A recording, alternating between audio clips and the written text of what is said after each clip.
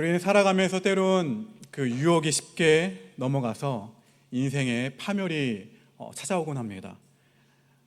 그런 사람들은 착각을 하죠. 나는 건강하고 나는 정상적으로 잘 살고 있다고 생각할지도 모릅니다. 하지만 이 유혹의 가장 궁극적인 목적은 하나님이 주신, 내게 주신 자원, 하나님이 나에게 주신 그 축복으로 이 땅에 나를 보내신 하나님의 뜻을 이루지 못하게 막는 데 있다는 거예요. 유혹의 궁극적인 목적이요. 결국 하나님이 주신 그 놀라운 사명을 감당하지 못하고 그냥 그저 그렇게 허송세월 보내게 만드는 유혹이 우리 주변에 얼마나 많은지 몰라요.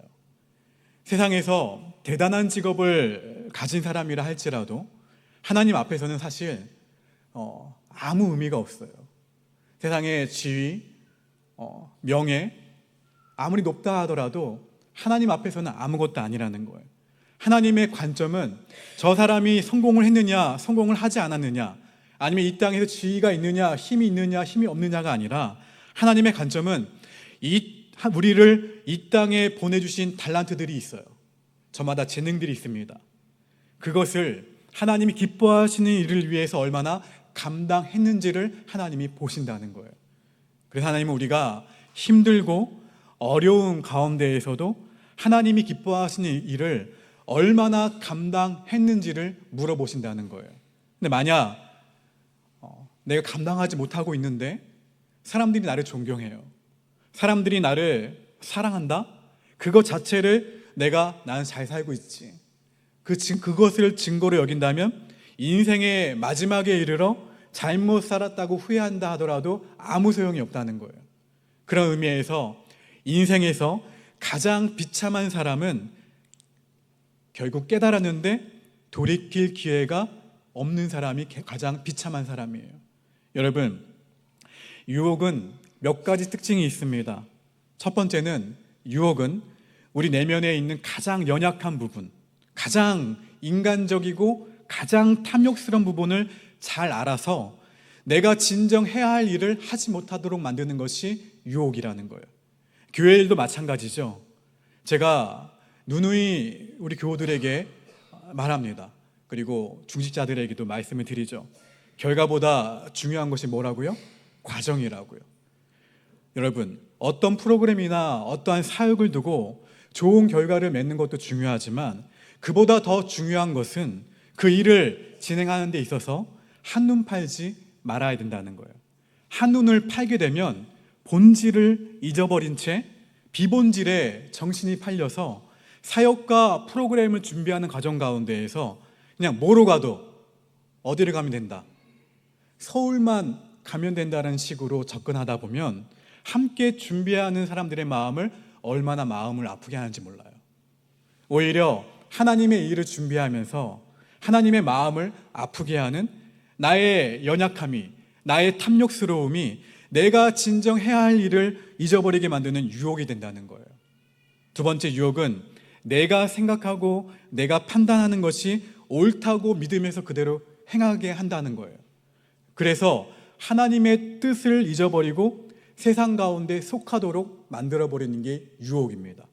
성경에는 유혹, 영어로는 temptation이라고 하죠. 그리고 뭐가 나옵니까? 시험, 테스트가 나옵니다. 비슷한 것 같죠? 근데 시험은 하나님이 우리의 역량을 기르시기 위해서 우리를 훈련시키는 도구예요. 유혹은 우리를 파멸로 내모는 것을 목적으로 합니다. 시험의 끝은 승리예요. 근데 유혹의 끝은 파멸입니다. 근데 감사하게도 이 유혹과 시험이든 하나님의 사랑을 깨닫는 자, 다시금 하나님께로 돌아가는 사람에게는 실패와 파멸로 끝나지 않도록 하나님이 어떻게 하신다는 거예요? 항상 붙들어 주신다는 거예요. 인생을 돌아보면 가장 잘 되고 스스로 가장 괜찮다고 생각했던 그때가 사실은 유혹에 가장 노출이 많이 되었다는 것을 알 수가 있어요. 오늘 본문에 등장한 삼손도 마찬가지입니다. 삼손에게는 불가능한 일이 없었어요. 나귀 턱뼈로 1000명의 적군들을 죽일 만큼 그 사람에게는 힘이 있었고, 또 무엇을 잘했냐면 퀴즈를 잘 내는 지혜도 있었습니다. 한 나라의 군대나 한 나라의 정권이 그 한 사람을 감당하지 못하는 절대적인 힘을 가진 사람이 삼손이었어요. 오늘날로 말하면 한 이 정도일까요? 그냥 5개 국어를 다 하고, 그리고 인물도 출중하고 사람들에게 존경도 받고 힘과 권력이 있는 사람이 삼손이었다는 거예요. 그런데 그러한 삼손이 실패했습니다.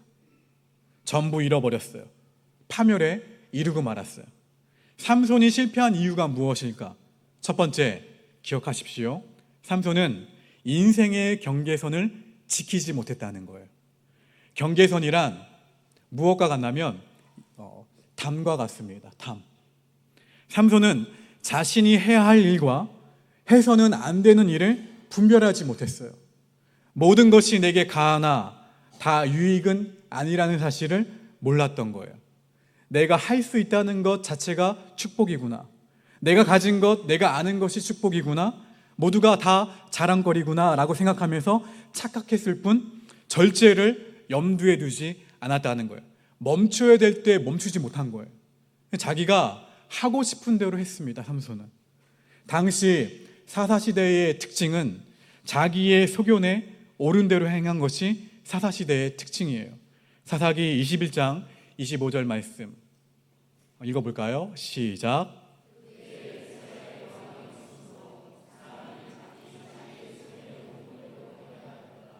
사실 왕이 있었죠. 누가 왕이었습니까? 하나님이 왕이셨어요. 그런데 눈에 보이는 왕이 없었다고 생각한 나머지 사람이 각기 자기의 소견에 오른 대로 행했다는 거예요. 세상을 여러분 이 사람과 좀 대조되는 지혜롭게 살아간 사람들의 특징 가운데 하나는 할 수 있지만 해서는 안 되는 일이 무엇인지 알았다는 거예요. 느헤미야는 성벽이 무너지면 성 안에 사는 백성이 바로 살지 못한다는 것을 알았던 사람이에요. 따라서 성벽을 건축한 다음에 성문을 통해서 그들의 삶을 통제했습니다. 말이 통제지 어떻게 했냐면 들어가고 나가고 하는 시간에 문을 어떻게 했냐면 열었어요. 문을 열고 누가 들어오는지 또 누가 들어오지 않는지를 살폈다는 거예요. 성문이 곧 뭐였습니까? 경계선이었어요. 하나님의 공동체가 건강하게 유지될 수 있었던 힘이 바로 이 성문에 있었던 거예요. 시편 141편 3절 말씀. 여호와여 내 입에 무엇을 세우시고 내 입술의 문을 어떻게 해달라고요? 우리는 여호와여 내 입에 파수꾼을 세우시고 내 입술의 문을 지키소서 라고 기도합니다. 말이 입 밖으로 나가는 것을 통제하지 않으면 입술로 짓는 죄가 굉장히 많기 때문에 그래요. 돈도 그리고 여가 생활도 적당하게 기준을 세워서 사용해야 하는데 이 기준이 없으면 점점 중독에 빠지게 된다는 거예요. 요셉은 어땠습니까? 제가 한동안 계속 요셉에 대해서 말씀을 드렸잖아요. 자기 한계를 잘 알았던 사람이 요셉이었어요. 따라서 요셉은 내가 자신이 가장 연약할 때 자기 삶을 지킬 수 있었던 사람이 요셉이었어요. 요셉의 첫 번째 경계선은 보디발의 아내가 요셉에게 눈짓하다가 동침하기를 청할 때 창세기 39장 9절 말씀에서 요셉이 말한 것을 통해서 알 수가 있어요. 읽어볼까요? 시작.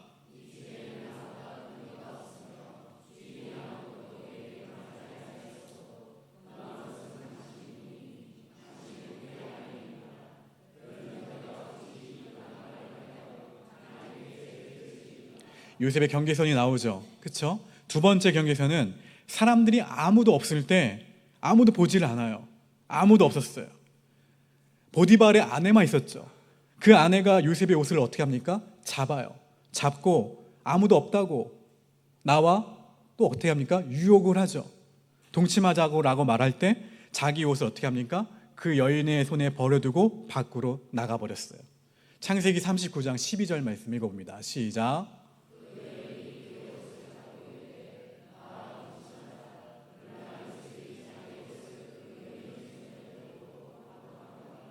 노예였죠. 그리고 20살이었어요. 정욕을 이기며 자기 경계선을 지켰던 요셉의 모습이에요. 근데 삼손에게는 경계선이 없었습니다. 삼손은 그냥 내가 하고 싶은 대로 다 했어요. 결국엔 삼손은 처참하게 실패하고 맙니다. 두 번째, 삼손은 자기 정체성을 잃어버렸기에 실패했어요. 삼손은 나시린이었습니다. 나시린이란 성별된 자라는 의미를 가지고 있어요. 하나님의 사서로서 그 순수성을 보존하기 위해 하나님께 헌신된 사람을 의미합니다. 당시 이스라엘 백성들은 무려 40년 동안 블레셋이라는 나라에게 괴롭힘을 당했어요. 지배를 당했죠. 그래서인지 이스라엘은 다른 민족에게 압제당하는 삶에 익숙해져 버렸어요. 사람은 어떠한 상황에 익숙해져 버리면 새로운 변화나 새로운 발전을 꾀하려고 애쓰기보다 스스로 포기하고 살아가려는 경향이 많아집니다. 그때 하나님이 누구를 보내냐면 사사 삼손을 보내죠. 보내서 이스라엘 백성들에게 너희는 이방인에게 지배당하고 살아야 하는 백성이 아니다라고 가르쳐 주십니다. 하나님은 하나님의 백성에게 너희는 택함을 받아 나의 거룩한 자녀가 되었다. 따라서 너희는 이 땅에서 축복의 통로로 살아야 한다라고 말씀하신 거예요. 그런데 하나님의 백성은 그 사실을 잊어버린 채 주어진 상황대로 살면 된다고 받아들였던 거예요. 삼손은 자신이 나시린으로서 부정한 것을 접하지 않고 포도주와 독주를 멀리하고 머리에 삭도를 대지 않는 등 구별되어 살아가야 된다는 사실을 잊어버렸어요. 저와 여러분도 마찬가지죠. 세상과 구별되어 살아가야 한다는 사실을 매번 잊어버릴 때가 참 많아요. 왜 구별된 삶을 살아가야 될까? 다른 사람과 비교해서 도덕적 우월감을 가지라는 의미가 아닙니다. 우리에게는 하나님이 주신 특별한 사명이 있기 때문에 구별된 삶을 살아가라는 거예요.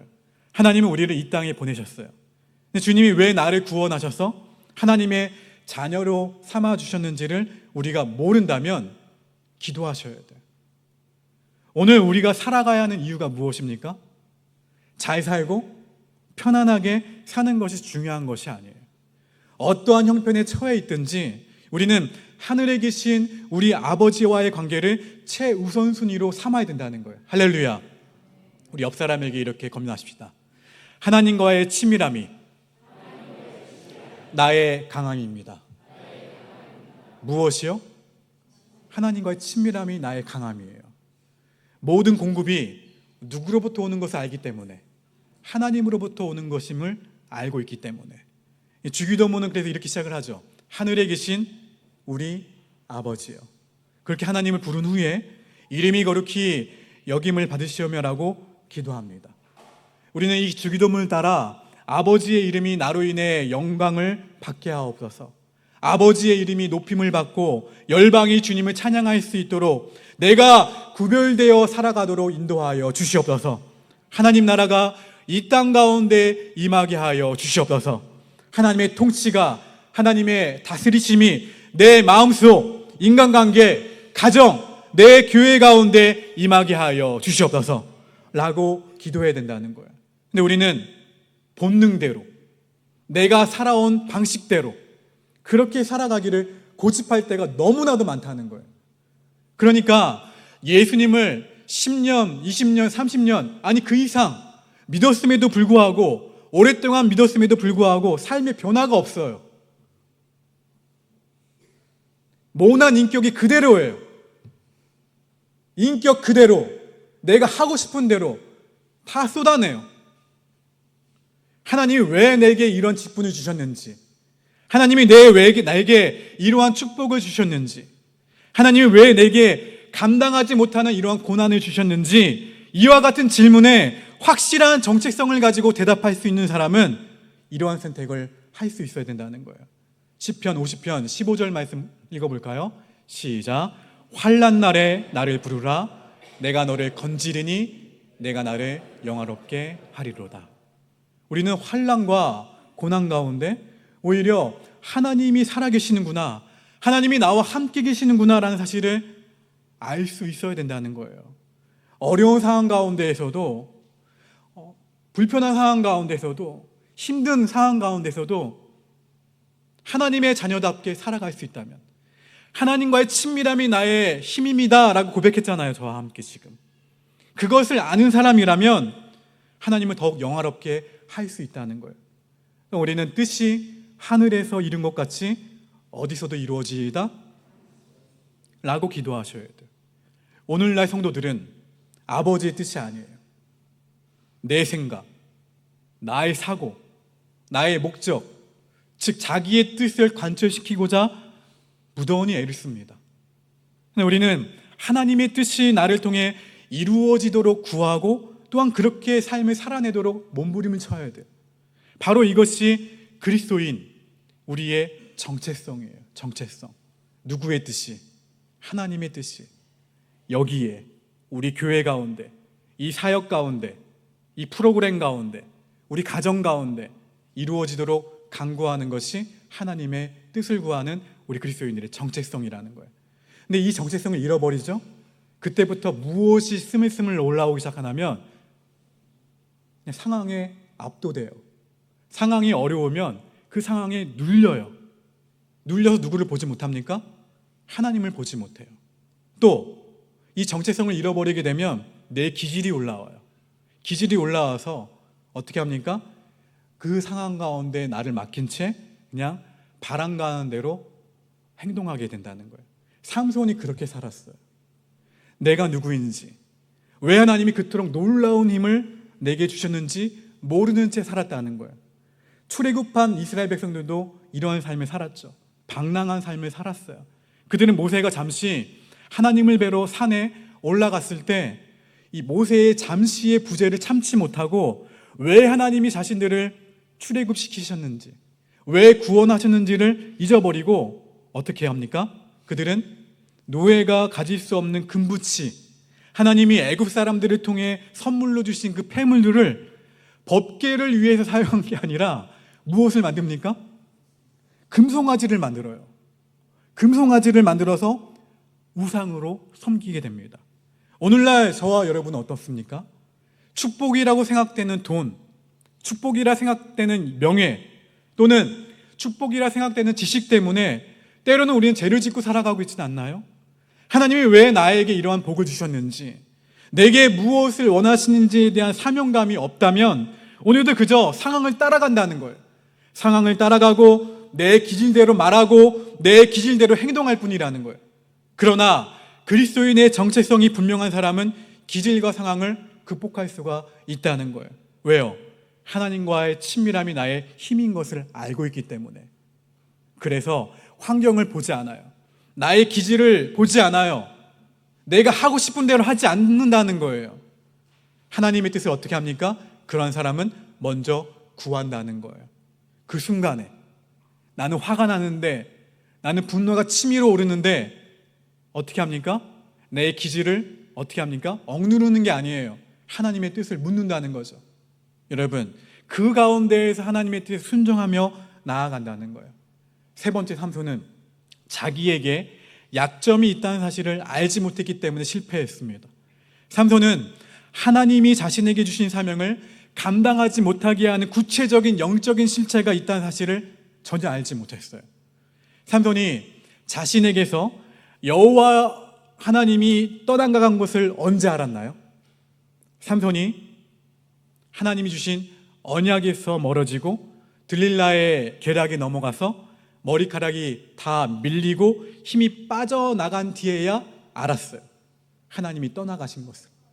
그때 비로소 뭐라고 고백을 하냐면, 지금까지 나는 내 힘으로 산 것이 아니구나. 내가 원래 힘이 좋아서 블레셋이 나를 이기지 못한 것이 아니었구나 깨달았던 거예요.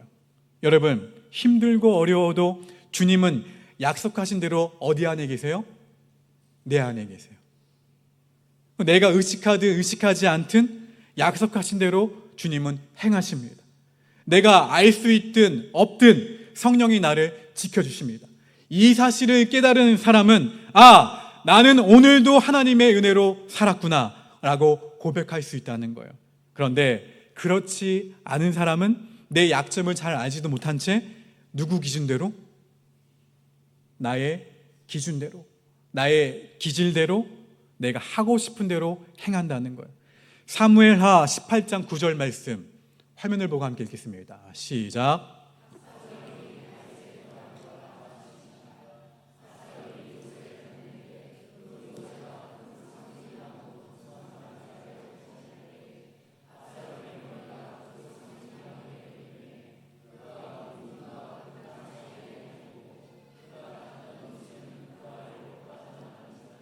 다윗의 정말 잘난 아들이었던 압살롬, 다윗을 많이 닮았던 것 같아요. 용모도 준수했고, 그렇죠?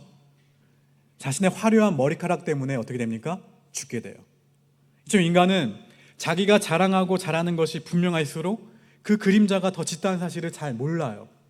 그것을 통해 오늘도 나를 파멸시키려는 마귀라는 존재가 있다는 사실을 알지 못한다는 거예요.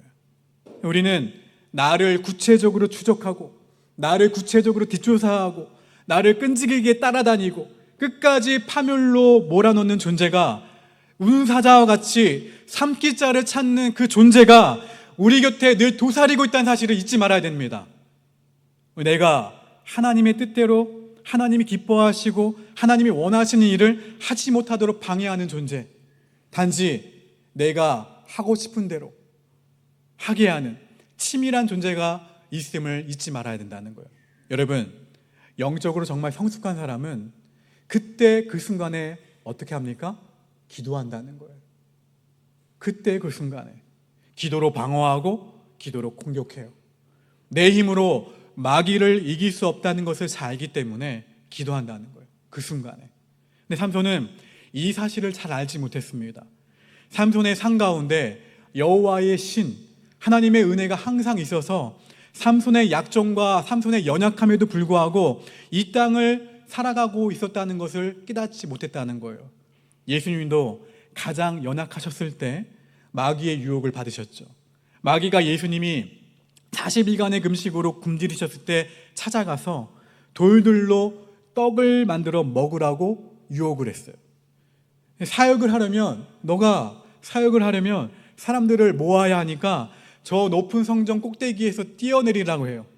그때 천사들이 너를 받으면 사람들이 그 광경을 보고 너를 따라올 것이다 라고 유혹을 하죠. 또한 나중에 뭐라고 유혹을 합니까? 자신에게 절을 하면 이 세상 권세를 너에게 다 주겠다. 기가 막히게 예수님을 유혹을 합니다.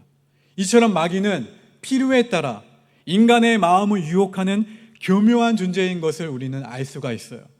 사랑하는 성도 여러분, 마귀의 유혹을 이길 수 있는 것은 기도밖에 없습니다. 할렐루야. 그럼 우리는 기도하셔야 돼요. 삼손이 실패를 극복하고 하나님의 뜻을 이룰 수 있었던 이유 가운데 가장 첫 번째는 방금 제가 말씀드렸던 삼손이 기도하기 시작했다는 거예요. 사실은 이 삼손의 이야기를 쭉 읽어보시면 기도했다라는 내용이 있나요, 없나요? 안 나와요. 그런데 삼손이 블레셋의 쇠사슬에 묶였죠. 묶이고 이 두 눈이 뽑히고 나서야 어떻게 합니까? 그때서야 기도해요. 교만한 사람은 기도할 수 없다는 거예요. 하나님의 주권을 의식하지 않는 사람에게는 기도할 이유가 없어요. 그러나 기도 아니면 살 수 없는 자세가 저와 여러분에게 필요하다는 거예요. 나는 연약한 인간이구나. 나의 삶 가운데에는 하나님의 도우심이 필요하구나. 내가 지금 평안하게 잘 살고 있는 이유는 하나님이 나와 함께 하시기 때문이구나 라는 의식이 필요하다는 거예요. 또한 이 절박한 문제 때문에 하나님 앞에 엎드리게 된다면 그 문제가 오히려 그 사람에게는 감사가 된다는 거예요. 우리에게는 겸손하게 기도하지 않으면 살아갈 수 없다는 삶에 대한 확실한 삶의 그 위기의식이 필요하다는 거예요. 교회 일을 하니까 주의 일을 한다고 착각해서는 안 됩니다. 교회 일을 하면서도 이것이 정말 하나님이 원하시는 방법일까? 교회 일을 하면서도 이러한 태도가 하나님이 기뻐하시는 나의 태도일까? 늘 두려움을 갖고 누구를 봐야 돼요? 자기 자신을 바라봐야 된다는 거예요. 주부로서 주부가 많잖아요. 가정에서 일하든 아니면 직장에 나가시는 분들도 직장에서 일하든 그 일이 하나님의 일이 아니라고 생각해서는 안 된다는 거예요. 내가 하는 어떤 일이 하나님의 일이 아니라 내 삶의 초점을 하나님이 나를 통해 이루기를 원하시는 하나님의 뜻에 맞추는 것이 바로 하나님의 일이라는 거예요. 우리는 자신이 있는 자리에서 하나님이 주신 사명을 굳건하게 붙들고 하나님의 그 주권, 절대의 주권을 인정하고 살아가는 삶에 초점을 맞춰야 됩니다. 주님의 뜻은 하나님이 영광을 받으시는 것, 내가 하나님께 영광을 올려드리는 거예요. 그래서 하나님의 은혜를 어떻게 하는 거예요? 인정하고 하나님의 은혜를 고백하는 것이죠. 이는 그 자체가 거룩한 일이에요. 여러분, 하나님의 사람, 실패를 극복한 사람들의 공통적인 특징은 남에게서 원인을 찾지 않아요. 자기 발견입니다. 자기 발견. 하나님의 도우심, 하나님의 자비하심과 하나님의 은혜 없이는 나는 단 하루도 살아갈 수가 없어. 그것을 고백하는 사람들이에요. 하나님이 기뻐하시는 그런 사람들은 자녀를 양육하거나 집안일을 할 때에도, 또 회사 일을 할 때에도, 교회 일을 할 때에도 가장 먼저 하나님께 물어봅니다. 여호수아는 여리고 성 전투에서 이긴 다음에 승리감에 도취된 나머지 하나님께 물어보지 않았어요. 물어보지 않은 채 아이성 전투를 치렀죠. 결과는 패배였죠. 또한 하나님께 물어보지 않고 하나님이 금하신 기브온 족속과 언약을 어떻게 합니까? 맺었죠. 그 일이 나중에는 이스라엘의 올무가 되어버립니다. 그럼에도 불구하고 하나님은 여리고의 실수까지도 유익하게 이끌어 가신 것을 제가 부임한 해에 여호수아 본문을 통해서 한동안 계속해서 묵상을 했잖아요. 여러분, 기도란 세상적인 말로 표현하면 생각하는 것이라고 할 수가 있어요. 세상적인 표현을 하면 말하기 전에 여러분 무엇을 합니까? 생각을 하죠. 어떠한 일을 행하기 전에 하나님, 제가 지금 이것이 하나님이 기뻐하시는 일인가요? 제가 지금 이렇게 행동하려고 하는데 이러한 태도가 하나님이 기뻐하시는 행동과 태도인가요? 하나님은 제게 어떠한 행동을, 태도를 하기를 원하십니까? 묻는 거예요. 주님이 도와주시지 않으면 저는 아무것도 할 수 없습니다 라고 말씀드리며 은혜를 구하는 거예요. 먼저 기도할 때 삶의 무너진 영역들이 회복되어지는 것을 믿고 변화가 시작됨을 믿고 매 순간 기도로 하나님께 먼저 묻고 말하고 행동하는 하나님이 기뻐하시는 그리스도인들 모두가 되시기를 주님의 이름으로 축원합니다. 근데 왜 주님께 묻지도 않고 내 생각, 나의 계획, 내 기질을 앞세우다가 공동체를 파멸로 만들어버리는 행동 절대로 하지 마세요. 제가 보고 있습니다. 공동체를 파멸로 만들어버리는 나의 기질, 나의 생각, 내 기질, 내 계획 앞세우지 마세요. 먼저 하나님께 물어보세요. 묻고 행동하세요. 특별히 중직자 여러분에게 권면합니다. 어떠한 사역을 할 때 하나님보다 앞서지 마세요. 자, 마귀에게 먹잇감을 던져주지 말라는 얘기입니다. 삼손이 실패를 회복할 수 있었던 두 번째 이유는 자기의 약점을 깨달았기 때문에 그래요. 삼손은 힘이 없어지고 난 뒤에야 자기의 약점을 알았어요. 삼손은 내가 지금 쇠사슬에 묶이고 눈이 뽑혀서 아무 일도 할 수 없지만 하나님께 영광을 돌릴 수 있는 일이 있다면 무엇일까 기도했어요. 생각했어요. 마침내 처음으로 주님께 도움을 구하죠. 사사기 16장 28절 말씀 읽어봅니다. 시작.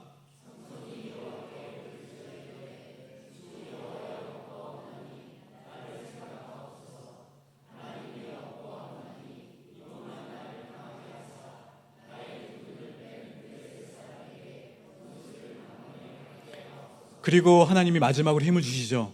그 주신 힘으로 블레셋의 신전 기둥을 어떻게 합니까? 밀어버려요. 다 무너집니다. 다 무너뜨렸을 때 삼손이 성경 뭐라고 증거하냐면 안 하면 살아있을 때 죽인 자보다 더욱 많은 블레셋 사람이 죽었다고 성경은 증언합니다. 결국 삼손은 자신의 죽음으로 하나님께 영광을 돌리는 삶을 결국에 살았어요. 우리 역시 연약하죠. 말씀을 전하는 저도 매우 연약합니다. 그러나 우리의 약점을 알고 주님께 도움을 매 순간 구할 때 하나님이 모든 것을 유익하고 복이 되게 하신다는 것을 믿으시기를 주의 이름으로 축원합니다. 우리의 정체성을 회복시켜 주실 거예요. 때론 우리는 실패할 수 있습니다. 때론 우리는 넘어질 수도 있어요. 그러나 그 순간 돌이킬 수 있는 길이 우리 앞에 놓여 있다는 거예요. 다시 시작할 수 있는 기회가 있다는 것이 얼마나 감사한지 몰라요. 그 시작은, 따라합시다, 그 시작은 기도이다. 할렐루야. 나의 연약함을 알고 하나님께 도움을 구하는 거예요. 내 힘으로 이 세상을 이길 수 없고 하나님이 기뻐하시는 거룩한 일을 할 수 없다는 자세, 그 자세 가져야만 매 순간 하나님께 기도로 나아갈 수 있어요. 기도로 나아갈 때 하나님 분명 삼손을 회복시키신 것처럼 우리의 정체성과 하나님과의 관계를 회복시키시는 은혜를 부어주심을 믿으시고 매일 매 순간 내가 넘어지려고 할 때 특별히 기도함으로 하나님께 먼저 묻고 행동할 수 있는 우리 믿음의 그리스도인들, 하나님이 기뻐하시는 그리스도인들 모두가 되시기를 주님의 이름으로 축원합니다. 자, 이런 마음 담아서 다 함께 일어나셔서 우리 함께 힘차게 결단 찬양 부르시면서 오늘 예배를 마무리하도록 하겠습니다.